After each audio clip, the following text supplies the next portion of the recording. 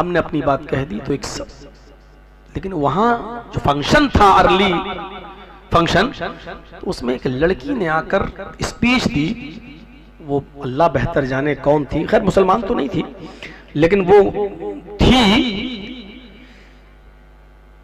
बड़े गरम हॉट कपड़े पहने हुए, जीन्स वीन्स टाइट वाइट, और उसने बड़े अजीब तरीके से स्टाइल में तकीक करते हुए स्पीच देते हुए 5 मिनट में उसने हमारे ऊपर जूते मारे, बहुत ज्यादा। स्पीच में इशारा में आजकल ये रूढ़िवादी सोच है, ऐसी सोच है, लड़के और लड़कियों को एक साथ बिठाने पे ऐसा होता है। जमाना बहुत तेजी के साथ आगे बढ़ रहा है। पहले 4 महीने में आदमी सऊदी अरब पहुंचता था, घोड़े और ऊंट पे बैठ के पानी के जहाज पे सफर करता हुआ तो 20 दिन में जाता था, आज 4 घंटे में पहुंच जाता है। तरक्की का दौर है, जमाना बहुत तेजी के साथ तरक्की कर रहा है। इस्लाम, फिर उसने कहा कि धर्म भी पुराने हो जाते हैं।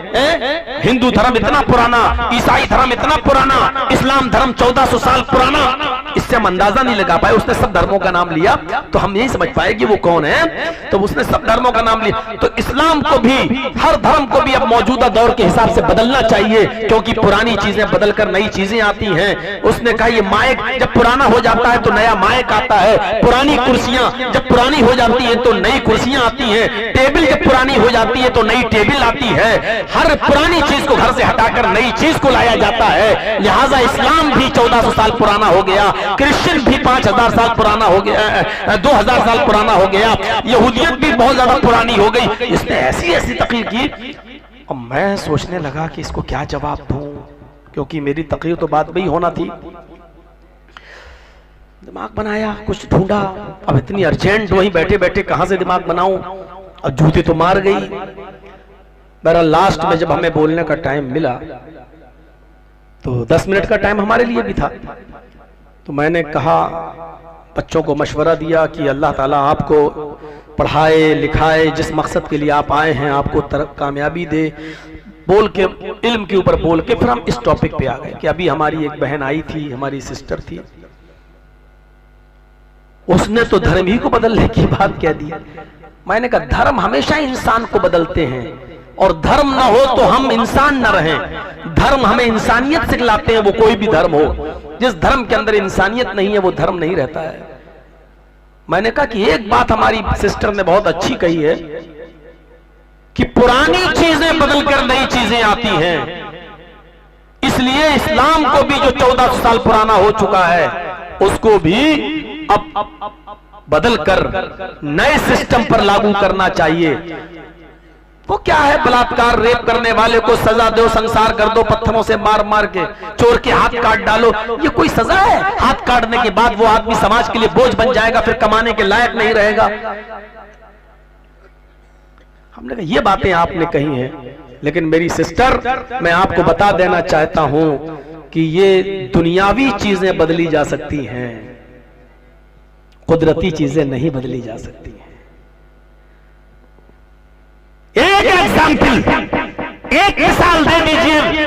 हमारी वो सिस्टर ऐसी बैठी थी सामने, हमारी ये मेरी सिस्टर, एक एग्जाम्पल दे दे हमें कि कोई भी पुरानी चीज जो कुदरती तौर पर पुरानी हो आज उसको बदलकर नया किया जा सकता हो। मैंने कहा मैडम,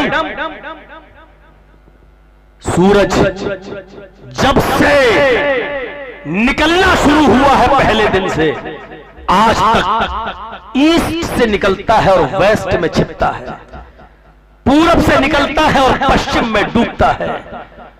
ये तो इस्लाम से भी ज्यादा पुराना हो चुका है।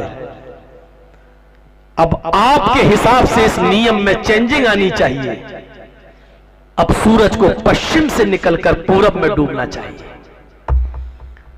हमने कहा मैडम, हमने हमेशा यह देखा है, आम के पेड़ में आम, अंगूर की बेल में अंगूर, तरबूज के बीज से तरबूज पैदा होता है। यह सिस्टम भी बहुत पुराना हो चुका है। अब गवर्नमेंट से कहिए कि आम से अमरूद और अमरूद से अंगूर और अंगूर से खजूर और खजूर से तरबूज पैदा हो। यह सिस्टम बहुत पुराना हो चुका है। हमने कहा सिस्टर, हमने शुरू से ये देखा है गाय बछड़ा देती है, भैंस भी बछड़ा देती है, और मुर्गी अंडा देती है, कबूतरी अंडा देती है। हमने कहा ये सिस्टम भी बहुत पुराना हो चुका है। अब कबूतरी को बच्चा, मुर्गी को बच्चा, भैंस और गाय और बकरी को अंडा देना शुरू कर देना चाहिए, क्योंकि अब पुराने सिस्टम को चेंज होना चाहिए, चेंजिंग लानी चाहिए। हमने कहा सिस्टर, हमने ये देखा है कि मां के पेट से पहले बच्चा पैदा होता है, फिर धीरे धीरे जवान होता है, लास्ट में बूढ़ा होता है, फिर मर जाता है। ये नियम, ये सिस्टम भी बहुत पुराना हो चुका है। अब बच्चे को पैदा करने के बाद फिर उसको खिला पिलाकर 18-20 साल लग जाते हैं उसको बड़ा करने में। अब ये सिस्टम बदलना चाहिए। अब ऑटोमेटिक वो नियम होने चाहिए कि अब इतनी मेहनत ना करना पड़े पालने पोसने में, अब जवान ही को पैदा होना चाहिए और फिर बच्चा होकर धीरे धीरे मरना चाहिए। अब मां के पेट से पहले बूढ़ा पैदा हो, फिर जवान हो, फिर बच्चा होकर मरे। ये सिस्टम भी बहुत पुराना हो चुका है, इसको आप चेंज करवाइए। अब वो हमें घूर के देख रही है। मैंने कहा इस तरह घूर के मत देखो, हम लोग तो मौलवी हैं, कमजोर दिल के, वैसे ही मर जाएंगे। ऐसे घूर के मत देखो सिस्टर, मैं बार बार बोल रहा हूं सिस्टर, इस नियम को बदलना चाहिए। अच्छा छोड़िए सिस्टर, इस सारे नियम को आप नहीं बदल सकती हैं, क्योंकि ये आपके बस की बात नहीं है। चलिए अपने टीचर से कहिए, चलिए अपने टीचर से कहिए, सिस्टर बताइए 2+2 कितना होता है? आप बताइए। उसी से मैंने पूछा कितना होता है, कहते 2+2 4। हमने कहा 2 2 4 और 4 4 8। ये तब से पढ़ाया जा रहा है जब से स्कूल और कॉलेज की बुनियाद पड़ी हुई है, और आज तक यही पढ़ाया जाता रहा है।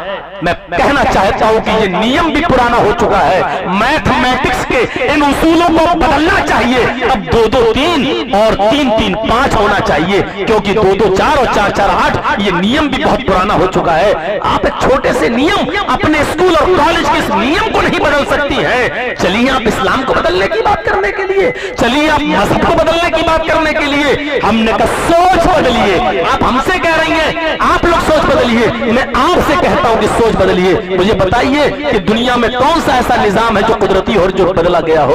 कुदरती चीजें नहीं बदलती हैं। और मुझे कहना पड़ता है कि इस्लाम भी कुदरती मजहब है, इस्लाम भी कुदरत की तरफ से उतारा हुआ है, अल्लाह की तरफ से नाजिल किया हुआ दीन है, इसलिए ये भी नहीं बदला जा सकता है। इंसानों की बनाई हुई चीजें बदली जा सकती है, लेकिन अल्लाह तबारक व तआला की तरफ से नाजिल की हुई चीज नहीं बदली जा सकती है। तो सोच बदलिए।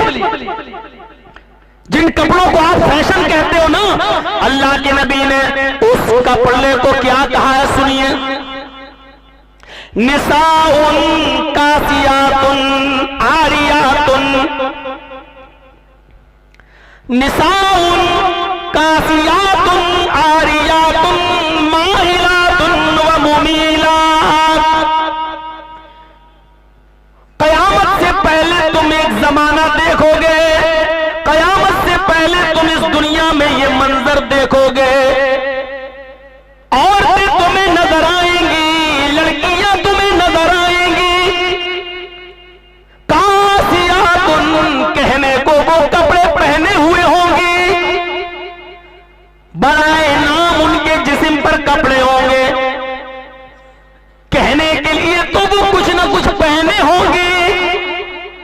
आरियातुन लेकिन कपड़ा पहनने के बावजूद वो नंगी होंगी, कपड़ा पहनने के बावजूद वो बरहना होंगी। जो कपड़े वो पहने हुए होंगे वो कहलवाने को कपड़े पहने होंगी, लेकिन हकीकत में वो कपड़े नहीं होंगे, कपड़ा पहनने के बावजूद वो नंगी कहलाई जाएंगी। जिसको हम फैशन कह रहे हैं, मोहम्मद रसूलुल्लाह उस फैशन को नंगापन, उड़ियां, न्यूड कह रहे हैं कि वो बज़ाहिर तो कपड़ा पहने हुए होंगे, लेकिन कपड़ा नहीं होगा, वो नंगी होंगी, बरहना होंगी। माइलातुन व मुमीलात, इतना मेकअप करके निकलेंगी, इतना क्रीम पाउडर परफ्यूम लगाकर वो घरों से बाहर जाएंगी कि उनको देखते ही लड़कों के दिल फिसलने लगेंगे, उनकी तरफ माइल होने लगेंगे और वो भी लड़कों की तरफ झुकने लगेंगी। यानी इश्क व मुआशिका होगा, यानी ये चीज आम हो जाएगी। लड़के उनकी तरफ मरेंगे और वो लड़कों की तरफ, लड़के उनकी तरफ झुकेंगे, वो लड़कों की तरफ। जब ये जमाना तुम अपनी आंखों से देख लो, जब ये फैशनेबल कपड़े जब तुम अपनी आंखों से देख लो, जब ये जीन्स, ये स्कर्ट, ये पेलर, ये लेगी, ये सारे कपड़े जब पहनकर लड़कियां घर से बाहर निकलने लगे, जवान बेटियां घर से बाहर निकलने लगे, 10 साल से बड़ी लड़की जवान मानी जाएगी, 10 साल से बड़ी लड़की बालिग मानी जाएगी, 10 साल से बड़ी लड़की के ऊपर पर्दा, नकाब, हिजाब, चादर, ये सब चीजें जरूरी हो जाएंगी। 10 साल से नीचे तो चलेगा, लेकिन 10 साल के बाद गुंजाइश नहीं है। इस्लाम के हकाम 10 साल के ऊपर लागू होने लगते हैं। फरमाया जब तुम्हारा बेटा 7 साल का हो तो नमाज का हुक्म दो, कभी पढ़ेगा कभी छोड़ेगा। जब 10 साल का हो और नमाज न पढ़े तो मार मार के ले जाओ, पीटो। यानी 10 साल के बाद इबादत, नमाज और रोजा ये सब उसके ऊपर फर्ज हो जाता है, तो लड़कियों पर 10 साल के बाद पर्दा भी फर्ज हो जाएगा।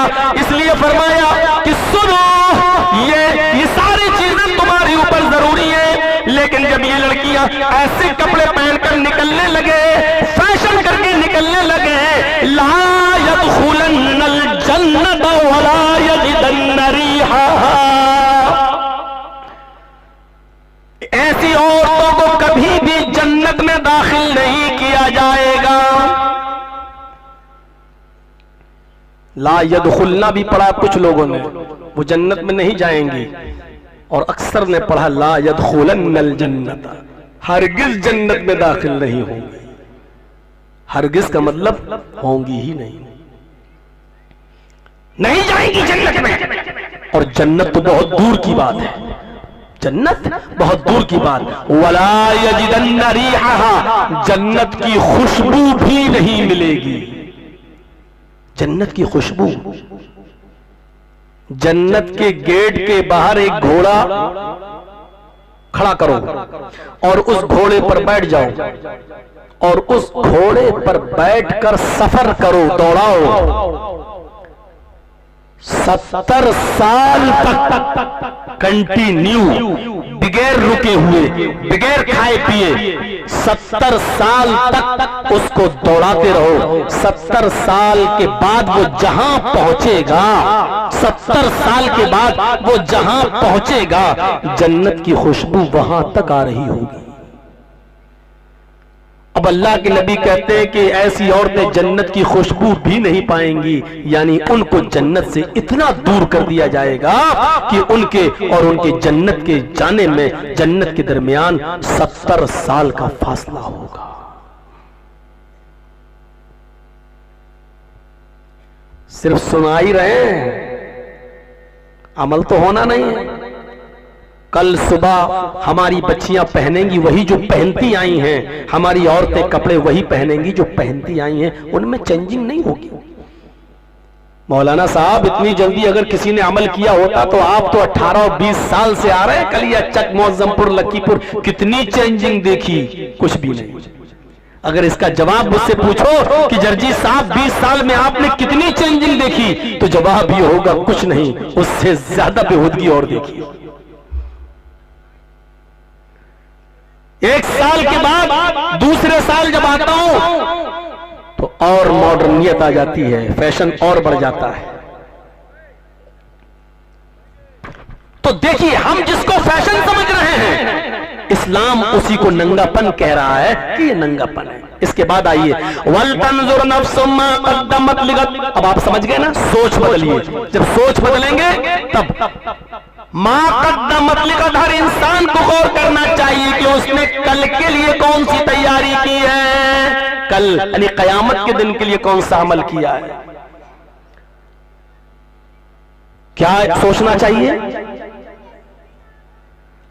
अबू बकर सिद्दीक के जमाने में जो वाकया सुनाने जा रहा हूं, जरा इसका मंजर देखिए। हजरत अबू बकर सिद्दीक के जमाने में कहत पड़ गया। अब बंगाल में मैं बोल रहा हूं, अब कहत को हम क्या बताएं? कहत समझते हैं ना? नहीं समझते। सूखा पड़ गया, बारिश न होने की वजह से सूखा पड़ गया और अनाज गल्ला सब कुछ नहीं है, लोग भूखे मर रहे हैं। तो अब क्या किया जाए? तो मुल्क शाम से, सीरिया जिसको आज बोला जाता है सीरिया, उसका पुराना नाम शाम, शाम से 1000 ऊंट पर लदा हुआ अनाज आया।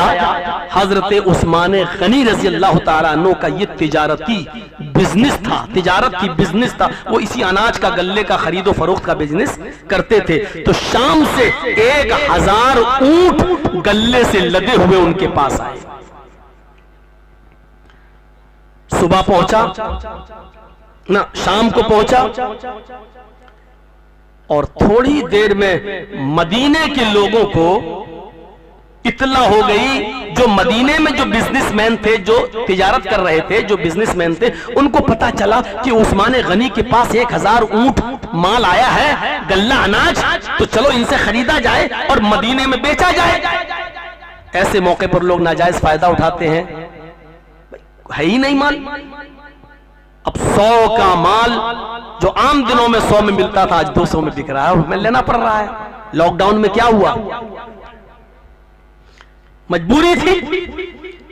जब बिल्कुल मुर्गी तक, हमारे यूपी में तो भैंस, बकरी, मुर्गी सब, एक आदमी बेचारा कहीं पता चला गया, उसको कहीं कर लिया भैंस, तो बेचारा 1 किलो गोश्त लेके आ रहा था।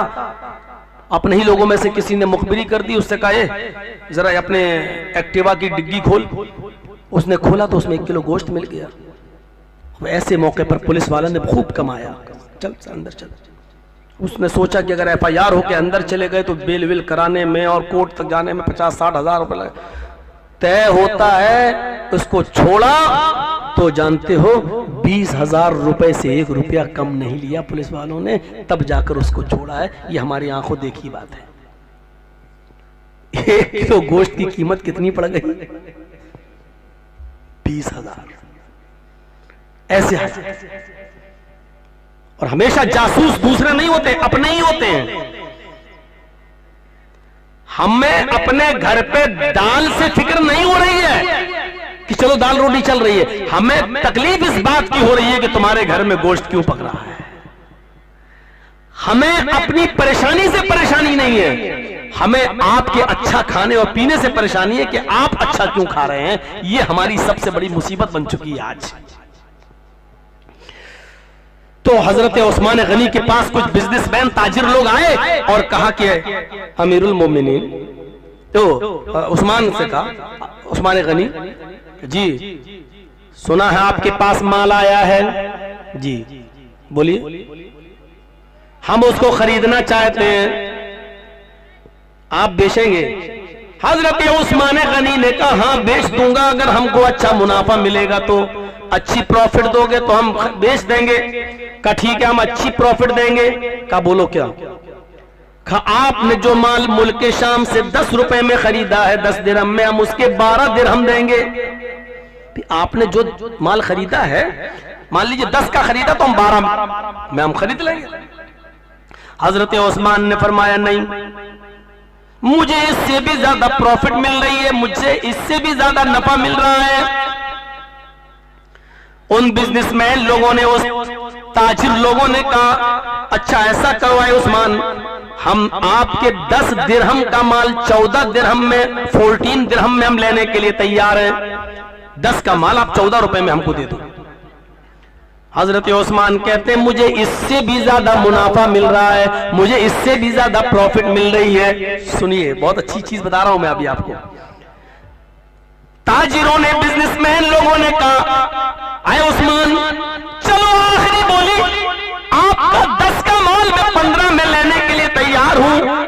आपने जो शाम दिरहम का खरीदा, हर 10 दिरहम के गल्ले पर 15 दिरहम मैं देने के लिए तैयार हूं।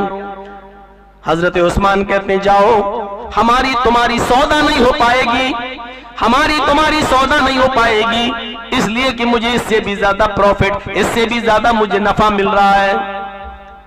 उन ताजिरों ने खड़े हो गए और जाने